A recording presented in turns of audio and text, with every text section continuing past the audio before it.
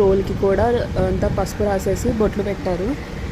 తర్వాత అంతా వాటికి డెకరేషన్గా కంకణాలు కట్టి లాస్ట్కి మళ్ళీ వాటి చుట్టూ మందార పూలు పెట్టారు. తర్వాత వచ్చిన అమ్మమ్మలు, అత్తమ్మలు, పిన్నమ్మలు అందరితో పసుపు కొట్టించారు. లాస్ట్కి నేను కూడా ఒక చేసాను. ముగ్గురు కలిసి పసుపు కొట్టారు.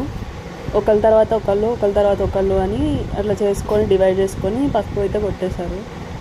నెక్స్ట్ అయితే బియ్యం చెరిగించారు అమ్మమ్మలతో వాళ్ళతో. అంటే ఒక్కొక్కళ్ళు 3 times బియ్యం చెరిగి వేరే గిన్నెలో పోయాలంట. అలా మొత్తం వచ్చిన వాళ్ళందరితో బియ్యం చెరిగించారు.